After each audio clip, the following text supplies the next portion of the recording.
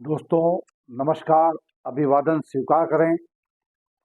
दैनिक लोकसदन छत्तीसगढ़ मध्य प्रदेश के एडिटोरियल पर मैं आपका स्वागत अभिनंदन करते हुए आज बात करूंगा कांग्रेस पार्टी की कि किस तरह भूपेश बघेल की हुकूमत के दरमियान कुछ ऐसी गंभीर गलती हो गई कि 5 सालों में ही कांग्रेस पार्टी, जो यह माना जाता है कि छत्तीसगढ़ कांग्रेस का गढ़ है, खेत रह गई। इस पे आज हम दृष्टिपात करते हुए आपको बता रहे हैं मुख्यमंत्री के रूप में भूपेश बघेल की गलतियां।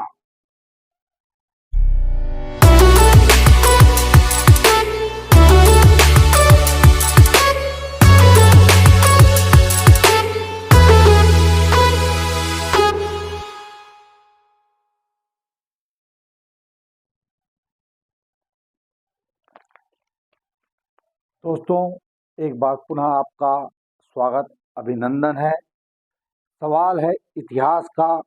इतिहास याद रहे, इसलिए हम आज इस बुलेटिन के माध्यम से अखिल भारतीय राष्ट्रीय कांग्रेस की पीसीसी इकाई छत्तीसगढ़ की सत्ता और मुख्यमंत्री चेहरे के रूप में भूपेश बघेल के 5 वर्षों के कार्यकाल पर दृष्टिपात करते हुए उनकी कुछ एक गलतियों को रेखांकित करते हुए आपसे हम निवेदन करते हैं दोस्तों कि आप इस बुलेटिन को देखने के बाद कहीं ना कहीं प्रदेश के हित में, कांग्रेस पार्टी के हित में और राजनीति के एक जानकार, हम कहें कि अगर इस एक पाठक की हैसियत से, एक दर्शक की हैसियत से आप अपनी टिप्पणी भी कमेंट बॉक्स में अवश्य रूप से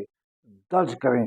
तो बात है भूपेश बघेल के मुख्यमंत्रित्व काल के दरमियान उन्होंने जिस तरह छत्तीसगढ़ को एक दूसरी दिशा देने का अभियान चला दिया और उन्होंने हर एक कदम पर यह बार बार जताने का प्रयास किया भूपेश बघेल जी द्वारा कि छत्तीसगढ़ को हम एक अलग मुकाम पर पहुंचाने का प्रयास कर रहे हैं, दिशा दे रहे हैं।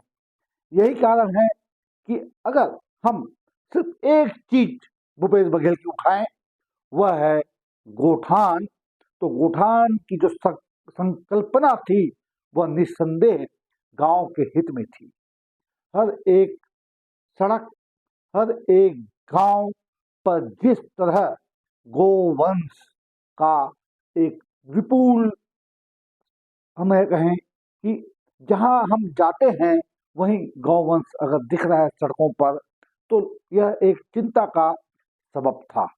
भूपेश बघेल जी ने सत्ता में आने के साथ ही सबसे बड़ा कदम उठाया था गोठान को लेकर के कि हर एक गांव में गोठान हो, जहां आसपास गांव की सारी गाय को ला करके वहां रखा जाए और वहीं से उनका निष्पादन हो, वहीं चरें और वहीं उनकी हर एक देख रेख हो, ताकि सड़क पर गौवंश न दिखे।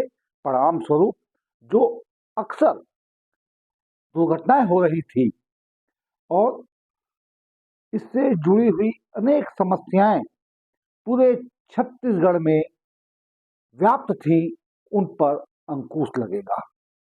इस धारणा के बाद सकारात्मक एक संबल मिला इस योजना को और लोगों ने इसे हाथों हाथ लिया, कहा जाए तो गलत नहीं होगा।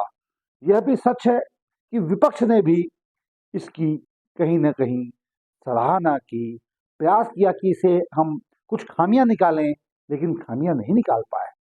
मगर सच यह है कि गोठान अव्यवस्था का एक ऐसा केंद्र बिंदु बन गया गांव गांव में, जो आज भी अगर कहें हम नासूर है छत्तीसगढ़ का, तो वह गलत नहीं होगा।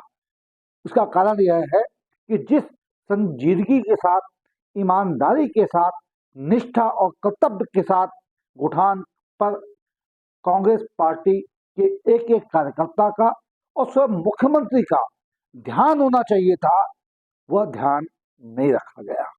परिणाम स्वरूप अब व्यवस्थाओं का ऐसा अंबार बन गया गोठान कि आज उसे अगर नासूर कहें तो कतई कतई गलत नहीं होगा। परिणाम स्वरूप यह जो एक पासा था भूपेश बघेल का, वह उल्टा पड़ गया और गांव गांव के आम जनमानस में यह संदेश गया कि भूपेश बघेल अगर कोई योजना ला रहे हैं तो उसमें कितनी खामियां हैं और उन खामियों के कारण उसका भुगतान भी आम आदमी ही तो कर रहा है।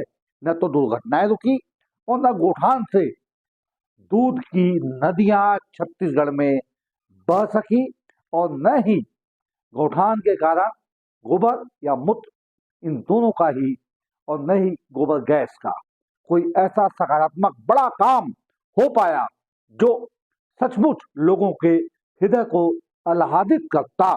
आज के विश्लेषण रूपी इस बुलेटिन में हम यही सारे तथ्य आपके पास लेकर आए हैं।